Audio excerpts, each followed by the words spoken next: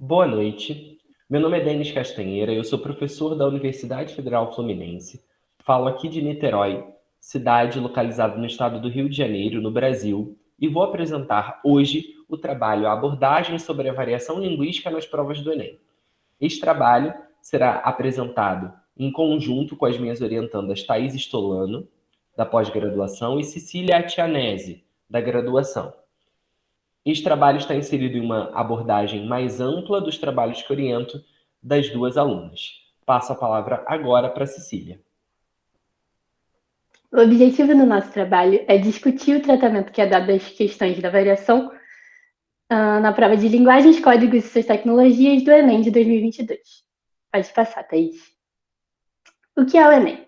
O Enem é o Exame Nacional do Ensino Médio e ele foi instituído em 1998 com o intuito de avaliar o desempenho escolar dos estudantes que estão concluindo a educação básica. Em 2009, esse exame foi aperfeiçoado, a metodologia foi mudada e ele passou a ser utilizado como um mecanismo de acesso à educação superior. Pode passar, Thaís. As notas do Enem, elas podem ser usadas para o acesso ao Sistema de Seleção Unificada, que é o SISU, que reúne vagas de ensino superior do Brasil todo em instituições públicas e também podem ser utilizadas para o ProUni, o Programa Universidade para Todos, que oferece bolsas de estudo em instituições privadas de ensino superior. Além disso, as notas do Enem também são aceitas em mais de 50 instituições portuguesas de ensino e os estudantes podem pleitear financiamento estudantil em programas do governo, como é o caso do FIES, o Fundo de Financiamento Estudantil. Os resultados do Enem, eles também podem ser utilizados para o desenvolvimento de estudos e de indicadores educacionais. Todo mundo que já concluiu ou que está concluindo o ensino médio pode fazer a prova. A prova ela é realizada em 2 dias e ela é dividida em 4 áreas do conhecimento, sendo elas linguagens, códigos e suas tecnologias, ciências humanas e suas tecnologias, ciências da natureza e suas tecnologias, e matemática e suas tecnologias. São ao todo 180 questões objetivas, além de uma redação que exige que o participante desenvolva um texto dissertativo argumentativo a partir de uma situação-problema. Pode passar, Thaís. Bom, partindo agora para a nossa fundamentação teórica, o nosso trabalho ele foi fundamentado na sociolinguística variacionista, que foi criada na década de 1960, dentre outras correntes linguísticas que estavam sendo estudadas e pesquisadas na época, e ela foi fundamentada em uma teoria da variação e mudança empiricamente orientada. Ou seja, a sociolinguística variacionista trata a língua como um sistema heterogêneo em que ocorrem variações e mudanças, mas essa heterogeneidade é estruturada, ou seja, há regras que norteiam essas mudanças, essas variações dentro da língua, então elas não acontecem de forma desordenada ou mesmo aleatória. Elas seguem essas regras e essas estruturas linguísticas. E isso permite que os falantes de uma mesma comunidade de fala consigam se entender e se comunicar de forma plena, ainda que eles possuam ou que eles se utilizem de variedades diferentes. Além disso, é muito importante salientar também que a competência linguística do falante comporta essa heterogeneidade da língua. Então, os falantes, eles podem aprender outras variedades que não as suas, sem abandonar ainda a forma que ele costumava usar ao longo de sua vida. Isso permite que os falantes façam um intercâmbio, né, entre as diversas variedades, dependendo do contexto comunicativo. Por isso, inclusive, pensando na sociolinguística e no ensino, que a gente justifica essa abordagem sociolinguística, esse estudo sociolinguístico, estudo variacionista, nas escolas, nas salas de aula, sobretudo nas aulas de língua portuguesa, em vista de tornar o aluno proficiente na sua própria língua materna, para se adequar aos mais diversos contextos sociocomunicativos, bem como cessar também o preconceito linguístico que assola o nosso país. Então, pensando nessas instituições acadêmicas, nas instituições educacionais que devem promover devem formar cidadãos prontos para a vida em sociedade, é muito importante que todos os alunos, mesmo os que possuem uma variedade popular ou os que possuem uma variedade padrão, dependendo do seu ambiente em que está inserido, que eles tenham acesso a diversas variedades, que eles consigam aprender e a entender como se adequar a cada uma delas, para que eles possam se inserir em qualquer ambiente que eles tenham vontade ou que eles queiram se inserir ao longo da vida nesses futuros cidadãos brasileiros, pensando ainda que o ambiente de mercado de trabalho normalmente exige uma variedade padrão, então objetivando ainda a ascensão social desses futuros cidadãos. Para voltar um pouco ao Enem, cabe apresentar também a matriz de referência do Enem. Como Cecília havia falado, a prova ela é dividida em várias áreas e cada área possui algumas competências que ela avalia se aquele participante ele possui ou não aquela competência e aquelas habilidades que estão ali dentro. A variação linguística ela tem a sua própria competência, que é a competência 8, que a gente vai apresentar aqui agora para vocês. Então, a competência de área 8 do Enem, ela visa analisar se o participante compreende e usa a língua portuguesa como língua materna, geradora de significação e integradora da organização do mundo e da própria identidade. E essa competência é dividida em 3 habilidades. A habilidade 25, que visa analisar se o participante consegue identificar em textos de diferentes gêneros as marcas linguísticas que singularizam as variedades linguísticas sociais, regionais e de registro. A habilidade 26, que visa analisar se o participante consegue relacionar as variedades linguísticas a situações específicas de uso social. E, por último, a habilidade 27, que visa avaliar se o participante reconhece os usos da norma padrão da língua portuguesa nas diferentes situações de comunicação. Passo agora a análise para o professor Denis.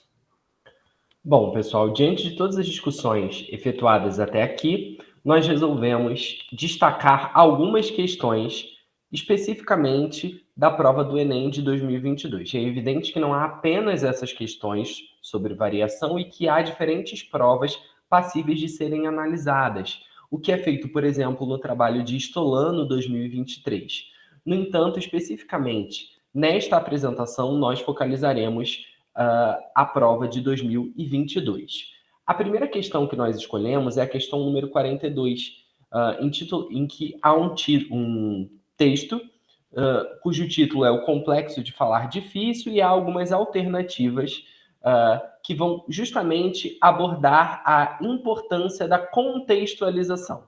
Essa questão foi escolhida justamente porque é uma questão que possibilita, né, ao aluno a visualização de que a gente deve pensar, né, a forma de se comunicar, a linguagem a ser utilizada de maneira contextualizada, né? Ou seja, em que situação comunicativa nós estamos, né? Com quem nós estamos conversando. Isso é muito importante para que o aluno também observe que existe aí, né, um descompasso entre a norma padrão e as normas de uso. Então, não é porque algo está previsto pela tradição gramatical que a gente vai utilizar isso em qualquer situação comunicativa, né? A gente destaca, por exemplo, que há o uso ali do Vossa Senhoria, né, que é algo que está sendo explorado, destacado, né, no trabalho especificamente que eu estou orientando da Cecília Tianese. Então, esse uso desses diferentes pronomes, né, essas formas de tratamento, né, os pronomes pessoais, como isso se dá e como isso é abordado nas provas do Enem. Pode passar, Thaís. A outra questão que nós destacamos é a questão número 45, que fala sobre as línguas silenciadas do Brasil, né? E aí há alternativas, enfim, que apontam justamente para esse movimento de recuperação linguística, né? E como essa temática é importante. É necessário, né, a gente pensar, e o nosso destaque para essa questão vem justamente ao encontro da ampla necessidade de discussão, a emergência do debate, né, do glotocídio que aconteceu no nosso país, né? A gente sabe que, pela perspectiva da sociolinguística, a língua é cultura, a língua é viva, a língua está ligada à sociedade. Então, diante disso, é evidente que nós não podemos ignorar, né, as características linguísticas, né, do português brasileiro. Nós não podemos ignorar as diferentes línguas que existem no nosso país, no território nacional, e inclusive as muitas línguas que já existiram e foram exterminadas junto com seus povos.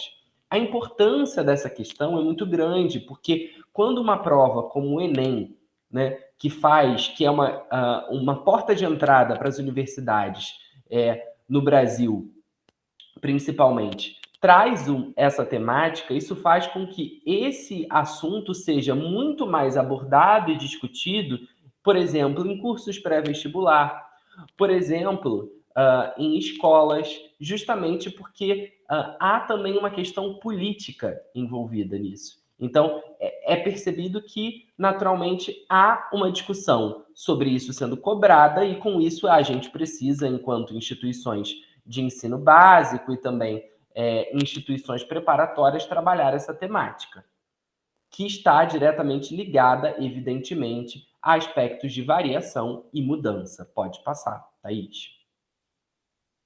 E, inclusive, também para a discussão de que o Brasil não é um país monolíngue, né? Ao contrário do que muitas pessoas pensam.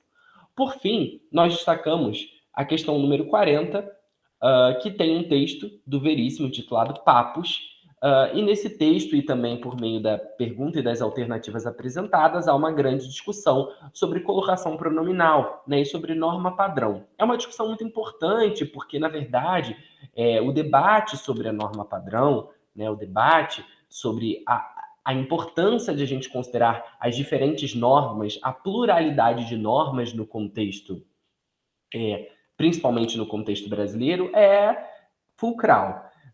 É importante a gente dizer que quando a gente tem essa questão da colocação pronominal sendo tratada, isso é muito necessário porque existem características linguísticas diferentes no português do Brasil e no português europeu. Então, no português do Brasil, nós temos tendências de colocação pronominal distintas do português brasileiro. E no português brasileiro, essas tendências muitas vezes vão de encontro ao que está previsto pelos compêndios gramaticais.